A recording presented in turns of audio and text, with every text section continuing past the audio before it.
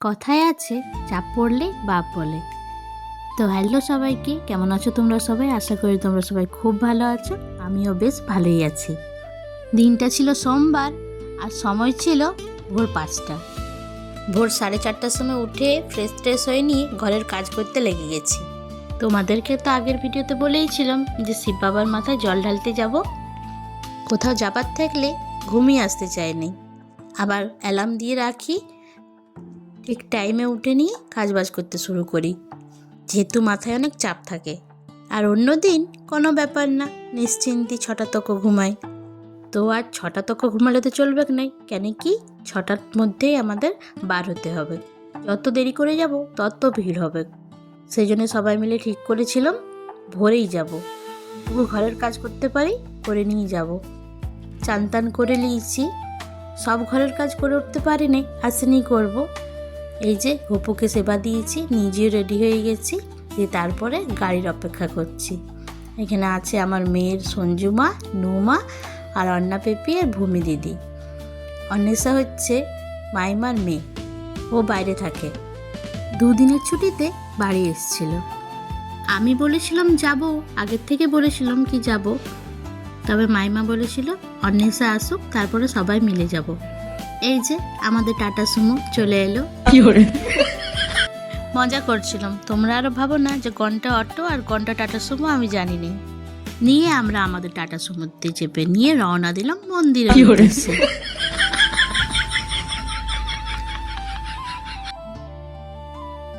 সকাল সকাল মন্দির গিয়েছিলাম, তাও ভিড় ছিল। দেখো, আমাদের মতন চিন্তাধারা অনেক মানুষেরই আছে। আমরা ভেবেছি সকালে যাব, তো তারাও ভেবেছে সকালে যাব। আমাদের আর তাদের ভাবনা একসঙ্গে মিলিত হয়ে নিয়ে দেখো গন্ডগোল হয়ে গেল, ভিড় হয়ে গেল। মানে মন্দিরের ভিতরে এত ভিড় ছিল যে ভিতরে আর আমি কোনো ভিডিও বানাতে পারিনি। যেমন তেমন করে পূজা দিয়ে বার হলাম।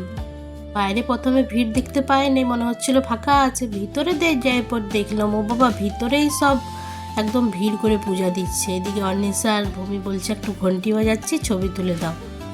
প্রত্যেকবার যখনই যাই তখনই ভাবি সুন্দর করে একটা ভিডিও বানাবো, কিন্তু আমি আর আমার লজ্জা, লোকজন দেখে এত লজ্জা লাগে আমার যে আর ভিডিও বানাই হয়নি। কি সুন্দর দিক ছিল, সবাই এদিকে ওইদিকে ফটো তুলছে, ভিডিও বানাচ্ছে, কিন্তু আমার দ্বারাই তো হয়নি। 2-4টা দোকান বসছিল, একটা দোকানে ভালো ভালো ক্লেচার ছিল, দেখে নিয়ে পছন্দ করে 3-4টা ক্লেচার নিয়ে নিলাম, কিন্তু সেটার আর ভিডিও করি নেই। ঘরে এসে পর পূজা টুজা করাচ্ছিল, সেই জন্য আর কিছু খাইও নেই। মাইমা দিদি পূজা টুজা করে গেছিল, মানে খেতে পারতো ফুচকা টুচকা, কিন্তু আমার জন্যে তারাও কিন্তু আর খেলো নেই। ঘরে এসে মেয়েকে খাওয়াবার জন্য বসে গেছি। বললাম না, কিছু কাজ করে গেছি, কিছু কাজ করি নেই।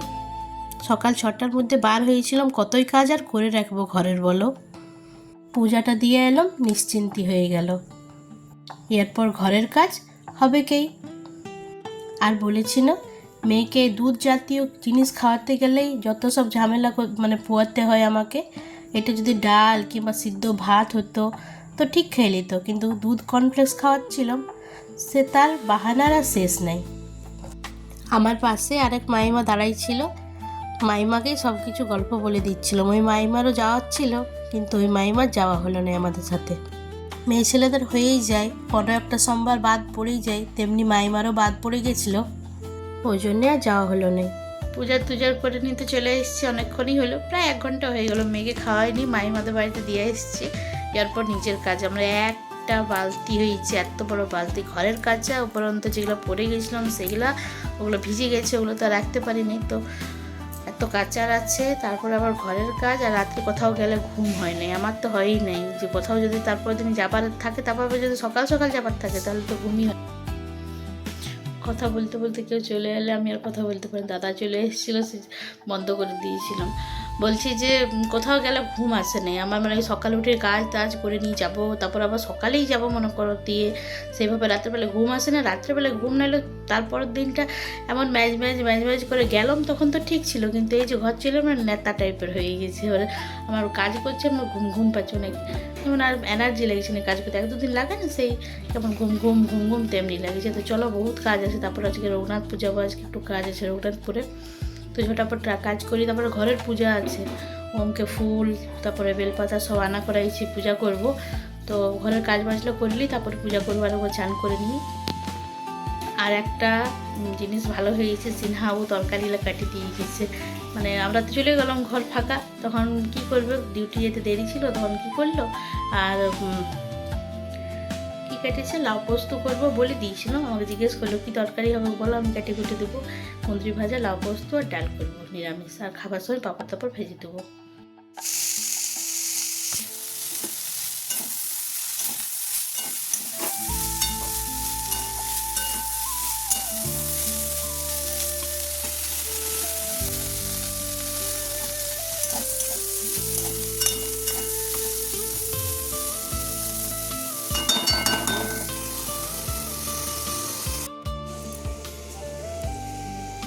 দেখো এক বালতি ভিজা আছে কাপড়, এগুলো বসে বসে এবার সব কাচবো।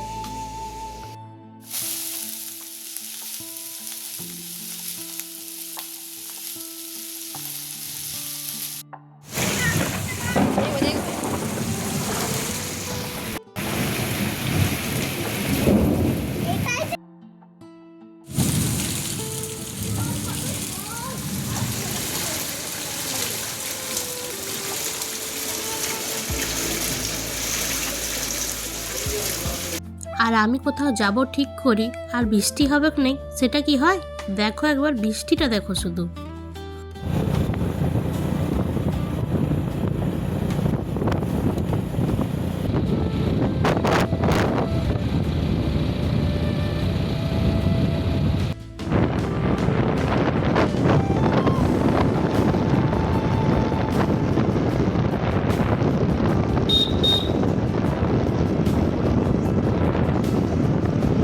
সিনহাবুর ব্যাংকে কাজ ছিল, সিনহাবু চলে গেল আর আমি বাজার করতে লাগলাম। প্রথমে গেলাম কাপড়ের দোকান, টুকিটাকি কেনাকাটা ছিল করলাম, তারপরে চলে এলাম কসমেটিক্সের দোকানে।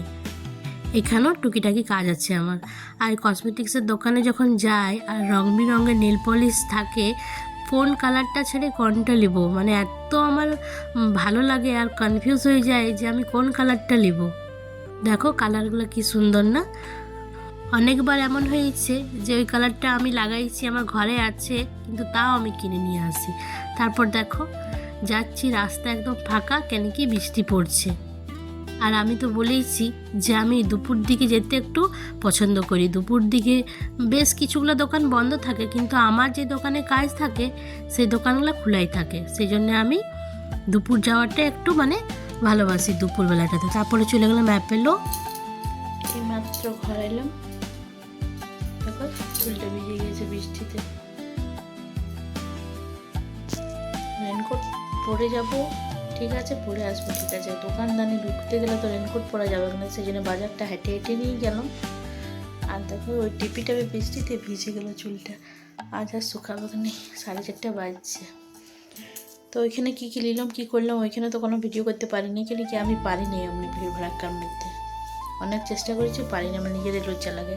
তো চলো ঘরে এসে তোমাদেরকে দেখাই কী কী নিলাম না নিলাম।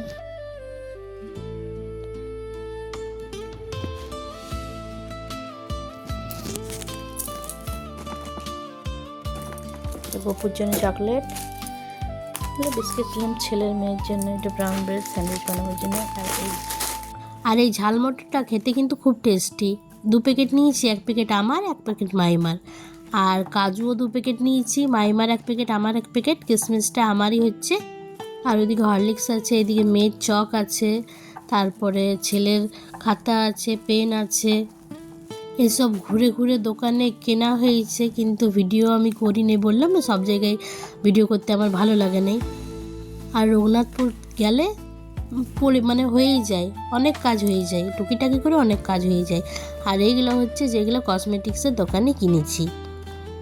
আগে গেলে নিজের জন্য কিনতাম, এখন মেয়ের জন্যই কিনে বেশিরভাগটা। একটা বডি ওয়াশ নিয়েছি আর ক্রিম নিয়েছি, মেয়ের হেয়ার অয়েল, তারপর বডি অয়েল, ওগুলো সব নিয়েছি। হেয়ার অয়েলটা এই দেখো, এই দুটো নেল পলিশ নিয়েছি, কালারগুলো এই কালারটা আমার কাছে ছিল, কিন্তু মানে দেখে নিয়ে আমার মনে হয় নালি। 2টা ক্রিম নিয়েছি, একটা মাইমার একটা আমার। মেয়ের জন্য হেয়ার অয়েল একটা পেয়েছি, মানে ছোটোটা পেয়েছি, বড়টা পেলাম নাই। এটা বডি ম্যাসাজ অয়েল, তার সঙ্গে একটা সাবান ফ্রি দিয়েছে। আর সবসময় কোথাও যদি শাড়ি পরে যাওয়ার থাকে তখন সেফটি পিন খুঁজে পাইনি, সেই জন্য সেফটি পিন নিয়ে নিয়েছি। আর লোফা নিয়েছি একটা, জিনাবুর একটা আমার, একই হয়ে যাবে সেই জন্য আলাদা আলাদা নিয়েছি। আর এই ক্লিপগুলো নিয়েছি মেয়ের জন্যে। যখন মেয়ে হয়েছিল না তখন দেখতাম তো মনে হতো আমার যদি একটা মেয়ে থাকতো, সেই জন্য যখনই আমি দোকান যাই আমি কিনে নিয়ে আসি।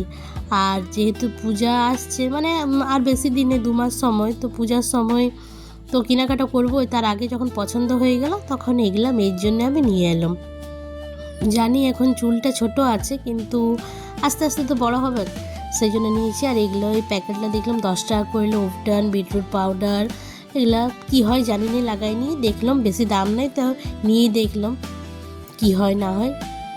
বাস এই কটা জিনিসই কিনেছি। মাইমা তালের বড়া করেছিল, নপুর মাইমা, সে তালের বড়া দিয়েছে। দেখো একটা খাইলাম, ভালো হয়েছে, নিয়ে তখন ভাবলাম যে ভিডিওটা তাহলে অন করে তোমাদেরকে দেখাই। ছোট্ট ছোট্ট বড়ার শেপে, এই বছরের প্রথম তাল খাওয়া, প্রথম তালের জিনিস খাওয়া।